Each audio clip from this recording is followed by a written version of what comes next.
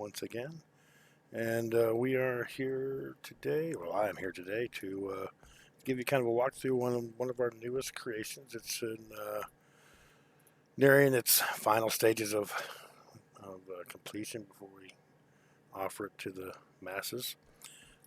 Basically, this is an M-Core ship, and it's designed to kind of fill a gap um, between the Crusader, if you remember that, which is a large core elevator ship, and the new state of the game with I'm trying to put it delicately, but it really hard, really poor access to high-end materials and so on and so forth. So right now, basically, the as I see it, the common um, materials or tiers are tier one and tier two materials and elements. So this ship is comprised 100% of carbon fiber. There is no other voxel uh, types in here, so 100% carbon fiber. A couple of different colors. So basically, if you know carbon fiber, it's just shades of gray and blacks and whites. So it's kind of blah in that respect, but it makes it easy to build for folks who don't have a huge amount of money to spend on stuff. The other thing is there's only T2 or T1 elements in here. So with the exception, I'm not sure the warp drive is probably tier 2, but that and the anti-grav are the only two things that are questionable in that. But most people can't make those. You have to buy those. We don't even make them. So all of the engines, all of the containers, and so on and so forth, tier 1, tier 2 stuff. So it's as far as propulsion engines, it's all uncommon engines, so they're fairly easy to produce if you're one of those guys that likes to produce your own things. So without further ado, right now this thing's called the Poor Man's Crusader. I think we're probably gonna change that. It's I don't know, a little long. It's kind of wordy. Anyhow, the ship comes with two AWPs. One is a space variant, and the other is an atmospheric variant.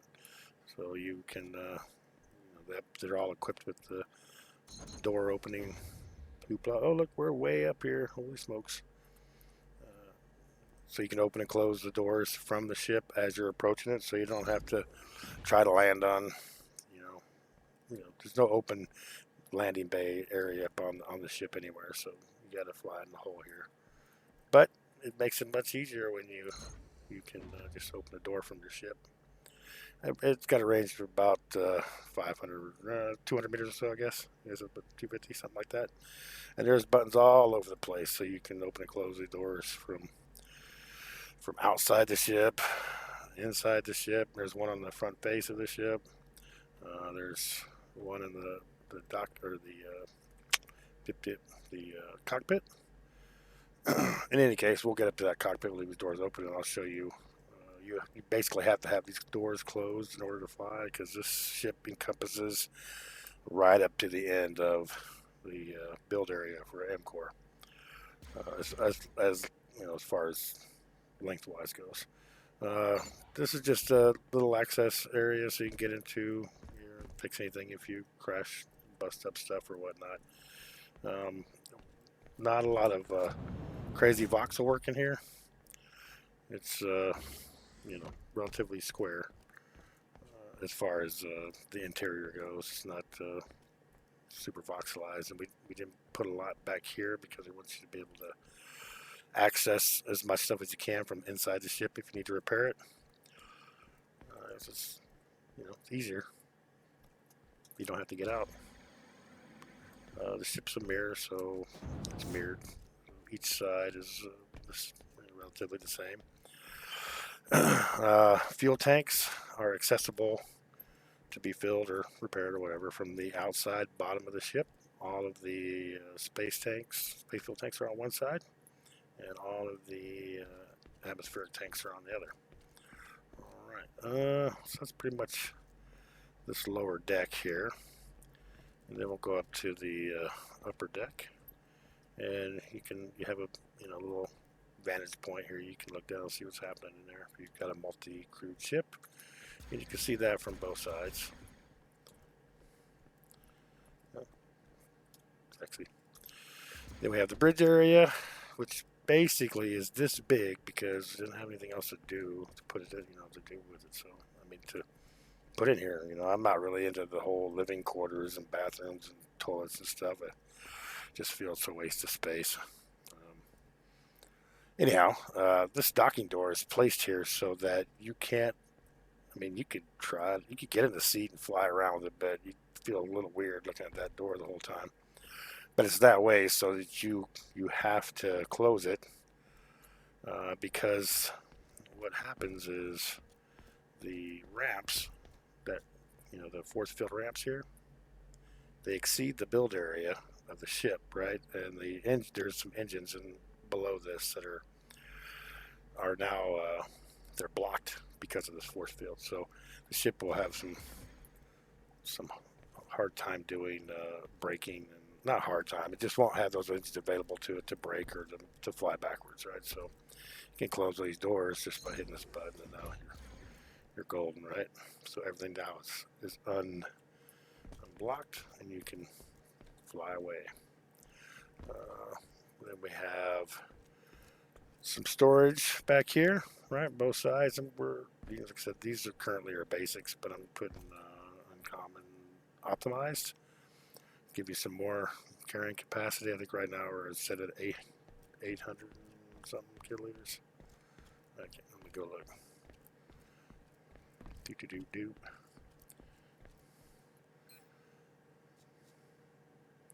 Yeah, 844 kiloliters. We're going to bump that up, and we're going to probably split. We're going to put another set of smalls in there to house the warp cells.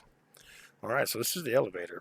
It's a pretty nifty little thing here, right? So flashing red light means that the docking doors are currently closed. That means that the elevator can't fall out, right? It's not going to fall anywhere. You can open or close these doors from this button here, this button on the elevator itself, or from inside the bridge. There's a piece of glass here, so you can't get to it. But if you've got a crewmate, that's his job to control the doors. You can do it from right there without endangering himself, because there's no force fields like the Crusader where to keep you from falling in. You can fall out. Leave the explicit dirty words out today. Yeah, so if you fall out, no falling back in. All right, let's take the elevator for a spin. So we're going to go ahead and power it up. Boom. Now I'm parked over Shadow Templar, like their working base, I guess, and I already know the altitude of which that platform is, so I just preset it in here, and it's super helpful if you know this when you're using this elevator. If you know, if you go there a couple times, it's going to be a regular thing. You set a waypoint to where the ship can stop at, and the altitude. You've got your thing set at, or your ship AGG set up, and you can just input this in the Lua, the correct altitude that you want the elevator to go to as far as landing. It's just working in reverse currently is what it's doing, from what most people who have these elevators are used to experiencing. Boom. There goes the ship.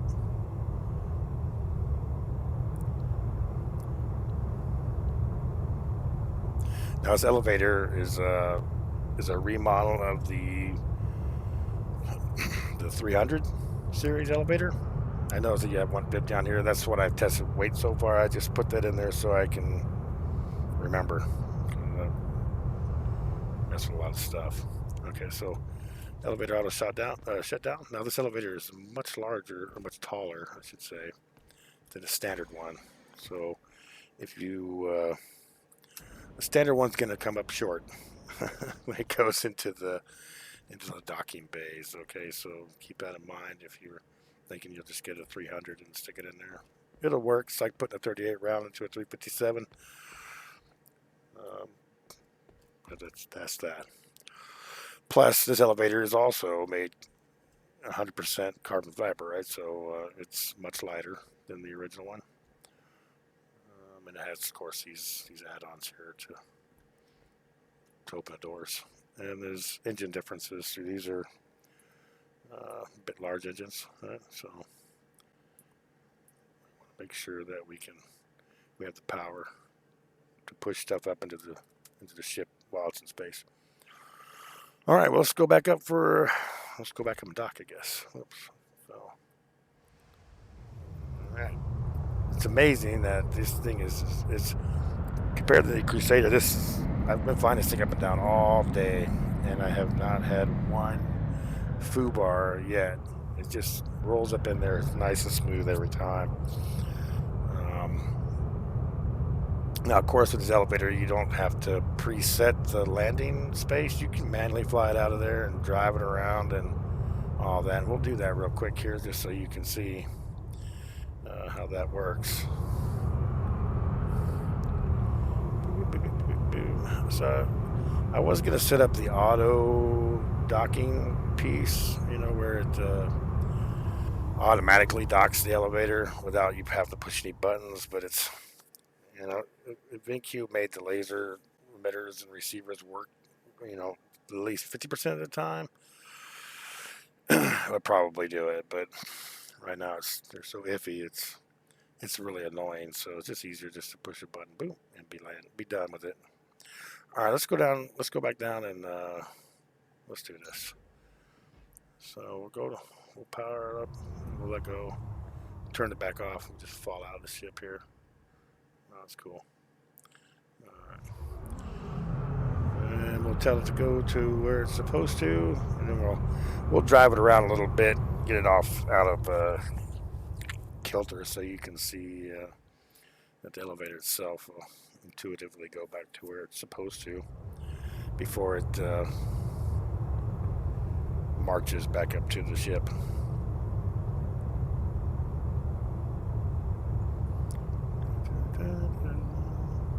Very scenic out there.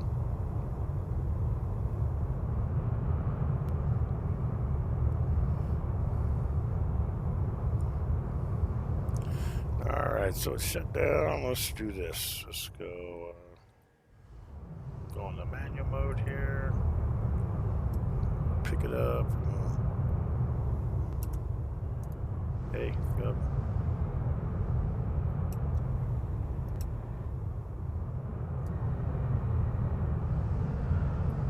That looks good, man. What you doing? What you doing, elevator? Let's go ahead and land back over here. We'll turn it some. So we're off face, and then we'll go ahead and land here. I know this is not super far out of the way, but I've only got so much ground to work with here, so then we'll go ahead and shut it off.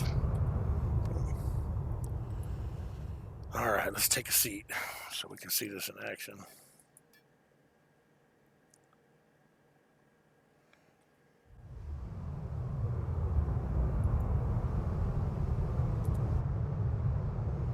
This is the elevator doing its own thing now.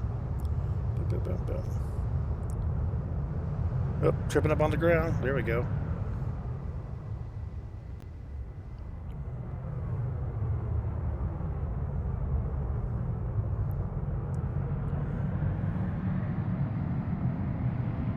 We're off.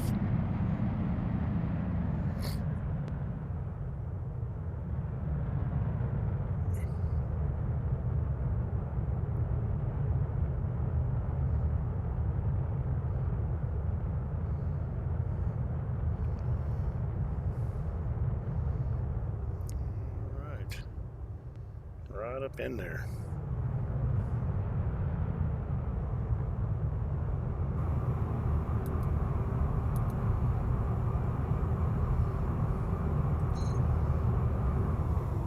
Bang, landed. All right, so.